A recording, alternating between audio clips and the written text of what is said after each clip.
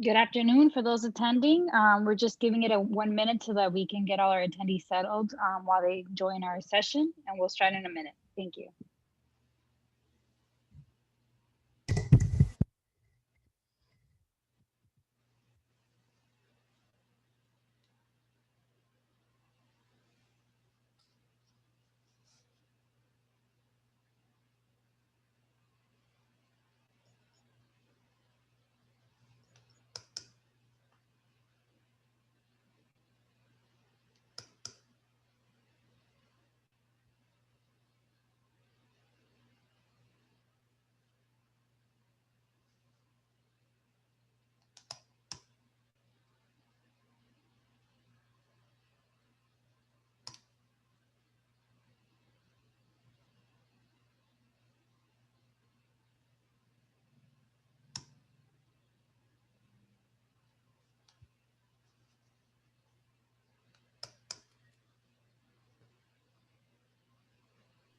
Okay, I think we can get started. Alan, lead the way.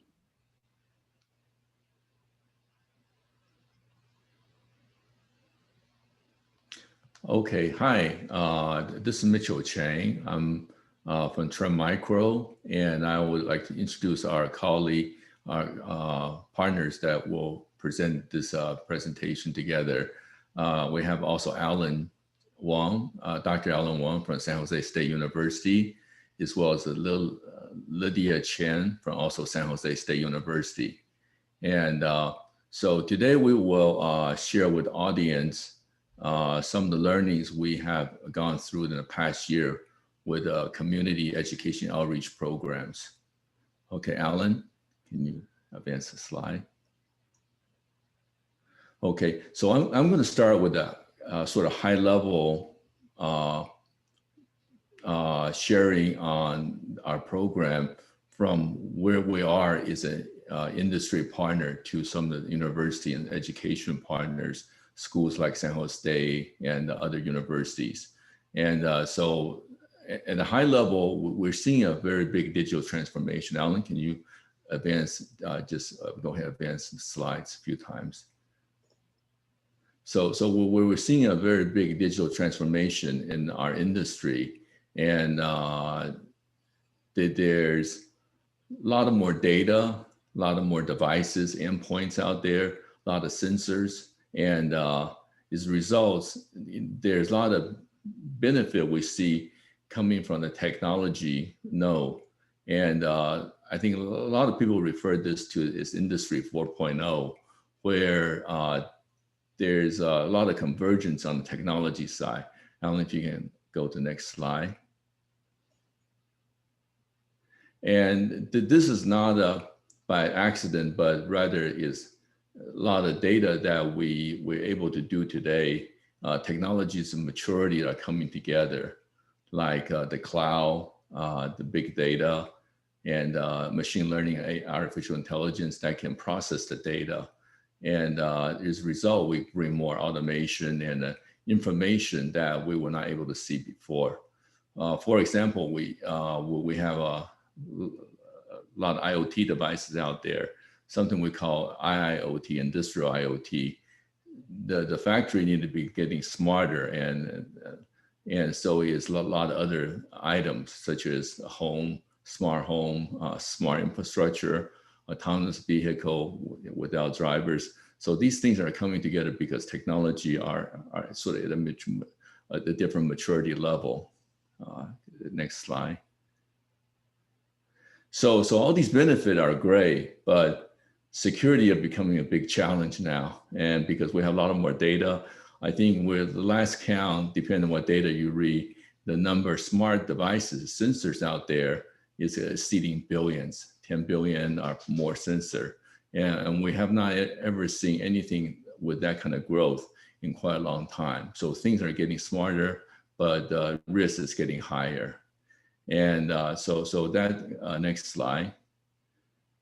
So that's kind of intro to our collaboration initiative, because I think in the cybersecurity space, at least from our perspective, is the industry and academia, schools and universities, and also government and nonprofit organizations. We need to all work together to protect our community and our citizens. And when we try to do the collaboration, again, even from our TrendMicro's perspective, we're a vendor, but the part I'm working on is really working closely with our partners to provide education, something we want to give back to the community. And if you look at the slides there, we have initiative for education, which we feel is a very essential part of helping the community to better protect themselves, whether you're K-12, elementary school to high school students, our university students, our small, medium businesses. I think that education knowledge part is quite important, because you can have the best tools and technology in the world to protect from the hackers, attackers. But if your employees still click on the phishing or spam email, that you kind of more likely open up a back door and issues allow your system to be compromised. So in order to realize our vision of making world safe the exchange of digital information, we want to collaborate with university, but it really depends on the timing and the priority and the focus, and also the company and university's culture. So some of the project, I think there's so many schools out there and so many player industry, we can all work together. But in our discovery process, we're looking for synergy. I think, for example, San Jose State is in the heart of Silicon Valley, and where TrendMicro is very much a technology-oriented company.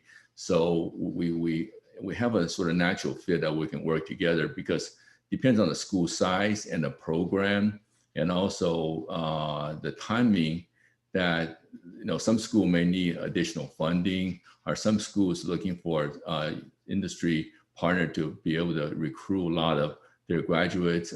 All these are good things, but I think to share with the audience why we think we're successful working with between San Jose State and TrendMicro is because we have a lot of synergy.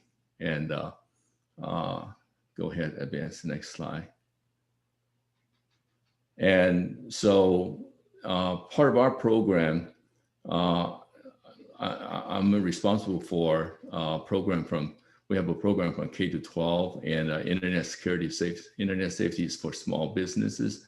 We work with quite a few nonprofit organizations to promote education awareness in that area, also the university program. And so with the university program, we're actually in observing the National Cybersecurity Awareness Career Week. We actually have another ongoing event this week as well. So if you audience are interested, you're welcome to also join us in that other event, which is starting tomorrow. And yeah, if you need that information, we can put this website in the chat area in case you're interested. Okay, so I'm going to hand off to Claudia. I'm sorry, I'm handing off Lydia to share with you rest of our project. So that's kind of how we got started with the project, and because we find synergy, we can work with each other, and I think that's quite important. Okay, thank you, Mitchel. Okay. So this is Alan Wong from San Jose State University. I'm the director for Silicon Valley Center for Global Studies. So I want to cover this next portion of our presentation about why cybersecurity and why SJSU. So I'm going to kind of touch on what Mitchel already mentioned about the synergy part, about the synergy between the university and also the education initiative at Trend. And also we're going to talk about a little bit about the reason, right, because of the demand in Silicon Valley. Also, I'm going to kind of try to refresh what has happened since our last nice presentation last year. And then I'm going to also kind of mention a little bit about the National Cybersecurity Career Awareness Week activities and then move on to our next portion of the presentation. Well, first of all, this is a very important component when we try to look for our industry partner. SJSU and TrendMicro initiative in education are both working towards educating students and the public about cybersecurity.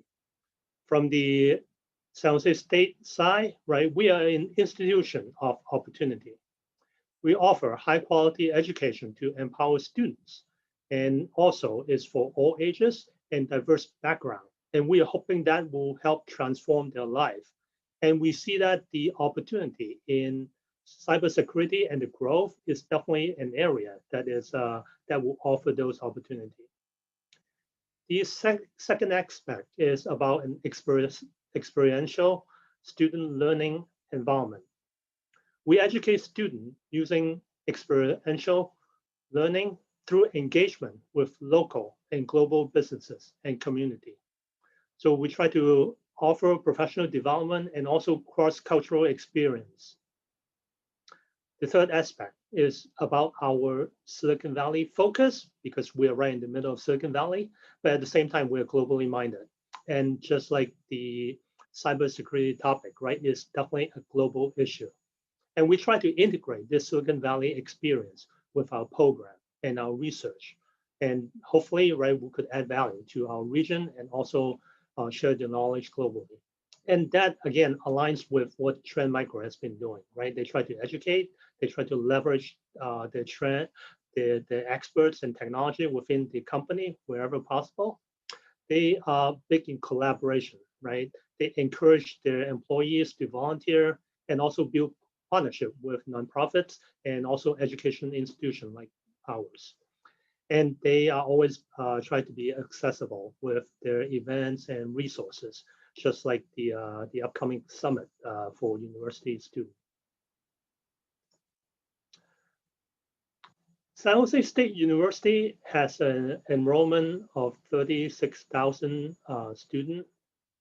We are the oldest public university on the West Coast, started in 1857. And for a long time, San Jose State is considered the largest supplier of talents to Silicon Valley. And we have many cyber-related programs in different colleges.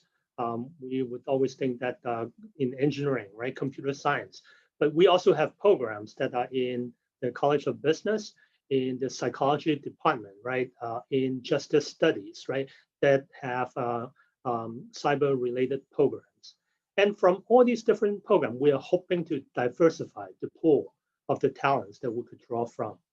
The slide that I'm showing, for those of you that you're familiar with the CyberSeek heat map, right, then you know, right, where to see all the cybersecurity related opportunities. I'm just kind of pulling up the area right near us, right, in San Jose, Silicon Valley area. Just from here, you can see that we are seeing tens of thousands open position at this moment, right? So there's definitely a high demand within Silicon Valley for talents. And that's why we are working specifically in pushing for those talents. So last year, we actually presented about our cybersecurity partnerships at the NICE conference. So we try to highlight some of the different opportunities that we have been working on. For example, we highlighted one of our activities that we work with our partner, Hong Kong Electronic and Technology Association, that deliver a STEM-based competition. It's called Innovate for Future. So integrating cybersecurity concept into student learning. What we did is we worked with the youth committee to develop these learning objectives for high school and university teams to participate in this competition. Over the summer, we also developed a speaker series, Secure Your Digital Future. I guess it's not difficult to imagine, right? The growth in online commerce especially during the pandemic, right? That would lead to even higher demand of cyber personnel.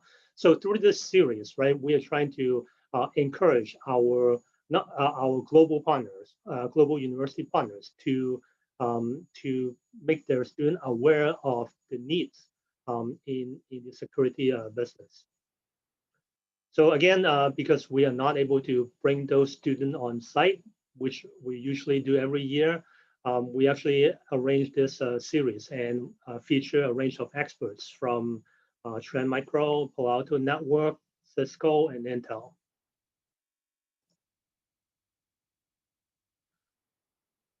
Also, San Jose State worked with many community and nonprofit organizations to promote the importance of university education to high school students, especially those from the underserved community. So in October, we deliver a College Week program with Silicon Valley Education Foundation. It included 3 modules.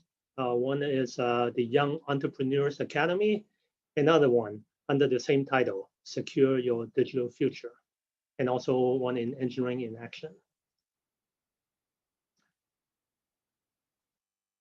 So San Jose State has been observing the National Cybersecurity Career Awareness Week for the last few years with our industry partner. So this year, again, we are not able to host all these activities in person. However, it provided us a growth opportunity to broadcast our message to an even larger audience. TrendMicro, being our lead industry partner, worked with us to organize a virtual summit, actually starting tomorrow, with the Global University Network to learn about the different avenues to develop skills relevant for this industry. And our Cyber Aware Day panel on Thursday will feature cyber risk experts from Palo Alto Networks, Trend, and ServiceNow. And many students were also able to take advantage of a 3-hour intro to cybersecurity workshop with another partner of ours.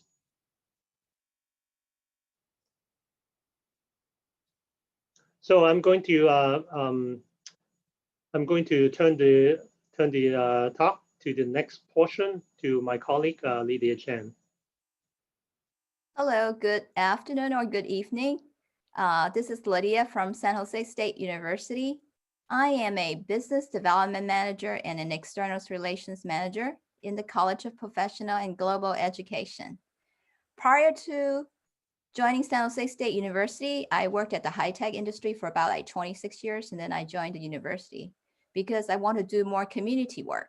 So this focus fit really well into what I'm going to talk about in the next 15, 20 minutes, our project. This particular project is to teach youth cybersecurity using Minecraft. Minecraft is a very, very popular game developed by Microsoft. If you have kids, you probably have heard about it. In this game, players build structures to protect themselves. So our project is trying to train the younger children with industry experts. TrendMicro experts teach university or high school students who in turns assist in teaching elementary school or middle school students online at a library program. So this is the main objective of our program. Next, please. Let's talk about how we find our community partners. We look at different places. But first, I like to mention that we want to focus on the underserved community. So with our students assistant, we looked around many places, especially in nonprofit organizations such as Sacred Heart, Sunnyvale Community Services, YMCA, and Boy Scouts of America. And of course, we look at the library, such as San Jose Public Library. In the different school districts around us, meetups in the Valley, university clubs, and independent studies program, such as the Cyber Spartan program at San Jose State University. But all in all, I like to re-emphasize again, we want to serve the underserved folks. Next, please. Okay, so eventually we ended up with San Jose Public Library. Let's look at some quick facts. It served over 1 million people in the area and has 25 different facilities in the valley, about 600 staff, and over 6 million visitors. And again, it supported youths, younger children, has over 8,000 homework sessions in 1 year in many different programs and events, over 24,000 of them, and many, many volunteers, hours, and number of people. So in short, it has a massive, massive community outreach, including the underserved community, which is our focus. So that's part of the reason why we have decided to partner with San Jose Public Library. Next, please. So let's look at the Minecraft Cybersecurity Project for Youth. A Pacific Library Partnership grant drove the development of the regional cybersecurity Minecraft program. I engaged with the head librarian for the youth services at the San Jose Public Library, Lizzie, to start the engagement, to start our partnership. And after a few discussions, I introduced Mitchel and TrendMicro to the library and start talking about our project, our goals, and our plans, just visioning what we want to do together. During the execution, other public library librarians joined us, such as Jeff and Jenny, and then also our San Jose State University students assistant teaching the class. Next, please. So why Minecraft? If you have children play this game before, you may realize Minecraft is like the real world. There are bad mobs and zombies who want to steal your stuff or hurt you, and the kids get really excited about it. We'll show 2 quick demos of the game if you don't know about Minecraft, and you will get to see why. The players learn bad security consequences if they have a poor design or implementation, because they will lose their assets, their storage, or their shelters might be destroyed, or they'll get hurt. With a very good design, they can get around safely and quickly and protect their assets, and they get really excited about it. And in the slide, I have shown some icons of things that will be like the bad mobs in the slide, and you'll see that in the demo as well. In short, security concepts are automatically built into the game. So that's why this is a good game to show cybersecurity concepts, because the kids are already engaged with Minecraft. They already love to play the game, and we can just fit right in to teach them some concepts. Next, please. Okay. We want to teach them be cyber smart and savvy. So there are 2 demos that we're going to show today. The first one, a San Jose State University student, will demo how the concepts were taught. The concepts taught are such as firewall, passwords, multi-factor authentication, or secure tunnels, which is shown in the slide right here. The second demo, a 6th grader, applied these concepts in the Minecraft game. So they really put that into use when they play the game. So let's roll the video now. Ellen, please. Hi, I'm Terry Lee, and I am a San Jose State student. I volunteered to help the Minecraft and Cybersecurity course that was held this past summer. The course was co-created by San Jose State University and San Jose Public Library with the purpose of teaching young students cybersecurity concepts and how to stay safe online. So why did we choose Minecraft? So Minecraft can emulate the internet and all its dangers through its hostile characters. For example, creepers, witches, zombies, and chicken jockey could be like the hackers, worms, viruses, and the unfriendly users on the web. The goal of the course is to be able to teach students cybersecurity concepts through gameplay. And some of those concepts could be creating strong passwords, enabling multi-factor authentication, and recognizing malicious emails. So how does this translate over to Minecraft? In the summer, students were asked to create a house in Minecraft, and creating a house requires some basic things. For example, wood, steel, concrete, metal, and so on. That's exactly like creating a strong password. Strong passwords require a certain amount of length. There's also upper and lowercase letters, special characters, numbers, and the list goes on. So students were able to solidify that concept through creating a house. But some recognize that having a house in the open, out in the open in Minecraft is probably not a good idea. It's kind of like taping your password onto your monitor. So some students had the idea to camouflage their house, creating that extra layer of security from the dangers in the outside world. And that is like having a strong password manager or multi-factor authentication, where hackers need the password and also the device to verify that the correct person is logging in. Something that students haven't done yet is being able to recognize hostile characters in Minecraft and try to avoid engaging with them.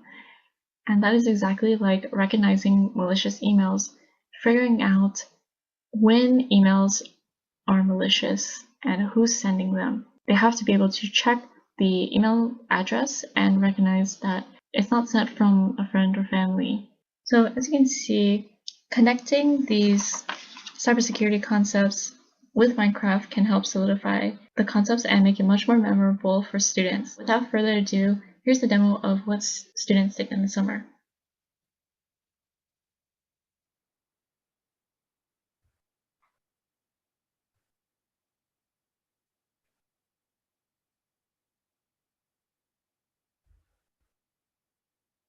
So Ellen, can you roll the second video?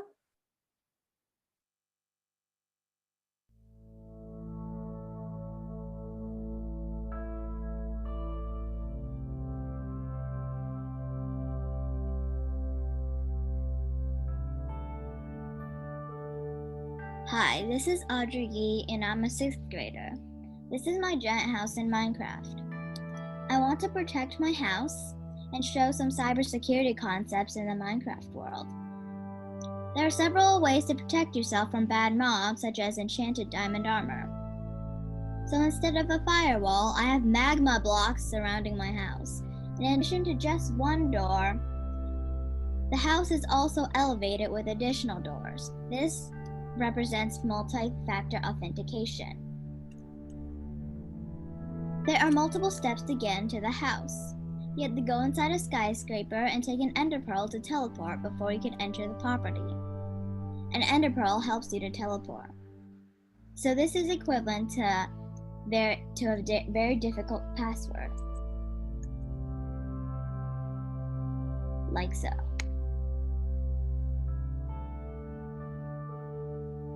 I also have a secured tunnel that could keep bad guys out. I want to protect my house from bad mobs.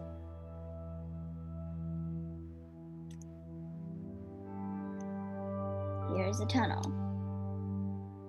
You could see that cybersecurity concepts are similar to how we play the game in Minecraft. Thanks for watching.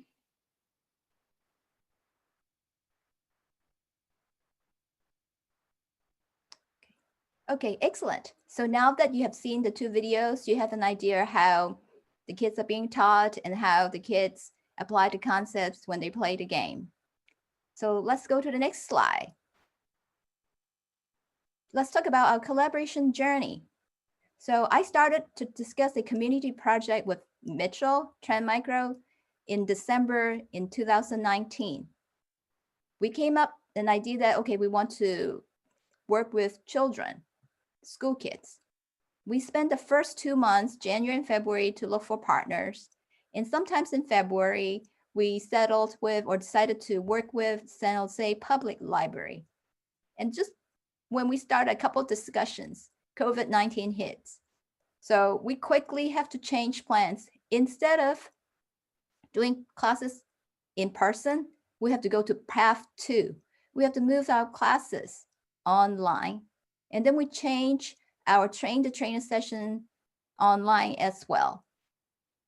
And then we launched our program in the 2D version, which I'll talk about in just a second, in May, and launch our 3D full version in July.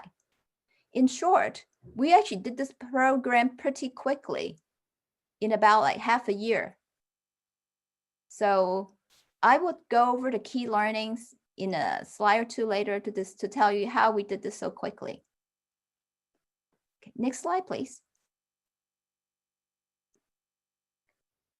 Okay, like everyone else this year, we experienced many surprises. So how did we cope with the unexpected incidents? Let's go over them. Before and after columns are here. So initially, during the initial plan, we did, plan for in-person classes. And obviously, like the rest of the world and everybody else, we moved to online. When I first talked about the project with Mitchel, we're thinking about having TrendMicro volunteers, adults, or San Jose State University students to assist in the class to teach. When we actually launched the class in May, we actually employed teenage high school students as well as state university students to do the teaching. So the TrendMicro experts were not in the actual class. They were in the train-the-trainer class, but not in the actual class with the children. When we first planned, we were thinking about a lecture workshop style. When we actually launched the class, we changed to Minecraft using an interactive game style. So let me spend like a minute to talk about the 2D version. Initially, the library planned to use a 2D Minecraft design tool version because of licensing issues. And this 2D version is on the left of the slide. It's kind of flat. It's not 3D like the video you have seen. So it's less engaging for the kids. So we did try that in February. And then we quickly got some feedback that the kids really want the full 3D version. With our quick collaboration and open mind, we figured out how to provide the 3D version of the game in a class using some San Jose State University free education license. The last one, but not least, is the launch. When I first talked to Mitchel about the project and Lydia about the project, we were planning a summer launch in person, doing like a summer camp type of thing for the students. Because of COVID, we broke it into different pieces. We did our first launch actually in May. We actually pulled it in, which is kind of interesting because most of the time people would have a delay or postpone because of COVID. Because of COVID, we actually took advantage of the situation and pulled it in and did the 2D version in May, and then changed to a 3D full version in July. In short, our close communication allow us to do all these quick changes, even faster than a lot of big companies or the government. Next slide, please. So during our project, we learned collaboration actually uncovered hidden resources and opportunities. 1 + 1 + 1 does not equal to 3. We actually get something bigger. So like I said initially, the library used the 2D design tool version because of licensing issues.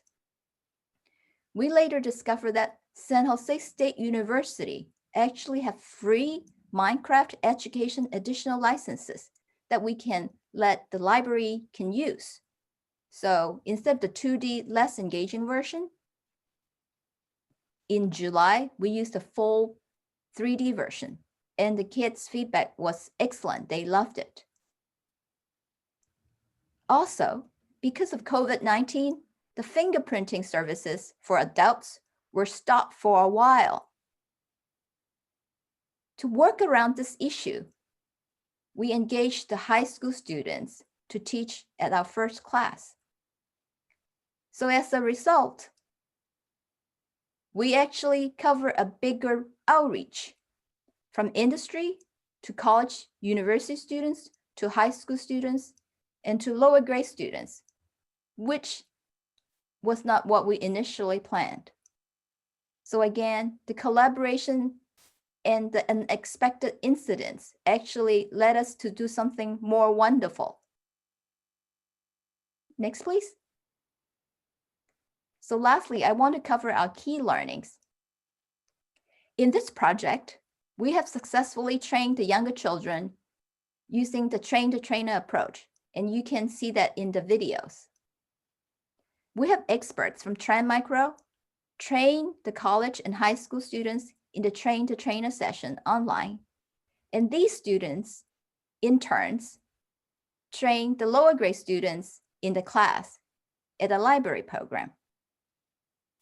With an open mind and frequent communication, our collaboration uncovered hidden resources and opportunities.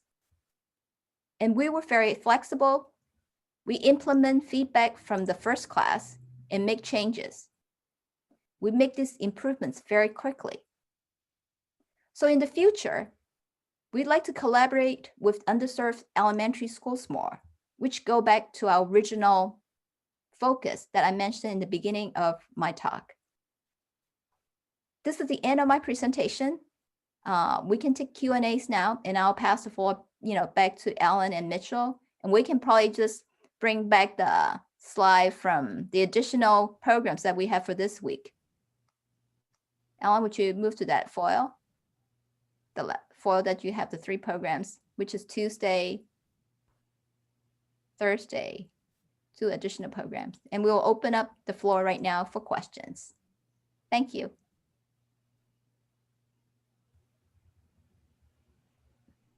Excellent.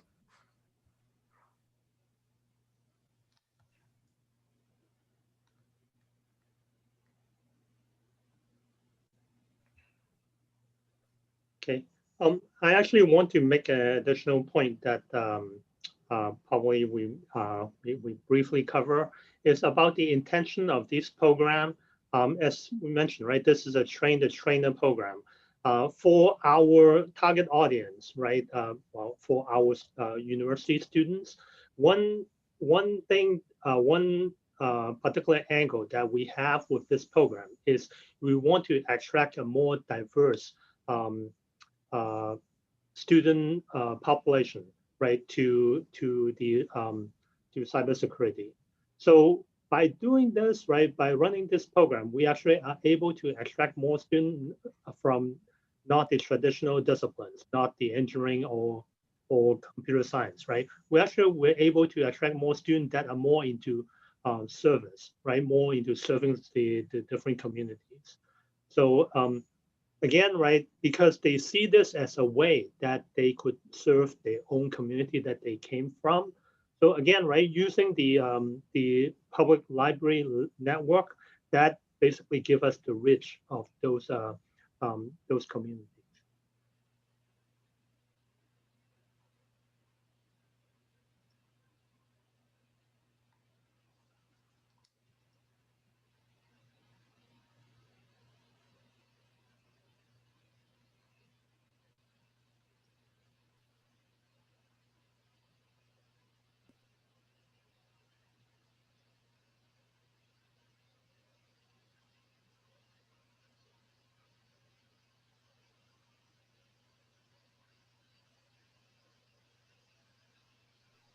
I don't see any other questions here.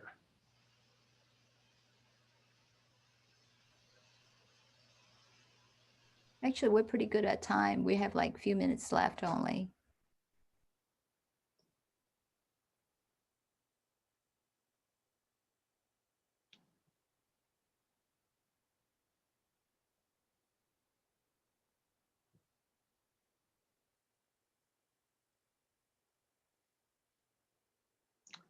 Yeah, I guess if there is another question, right, I just want to kind of, again, remind people about the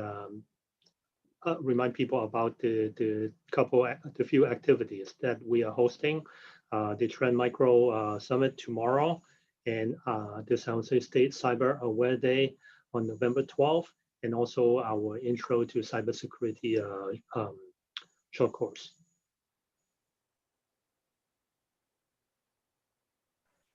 Very good. Thank you very much. Thank you. Thank you.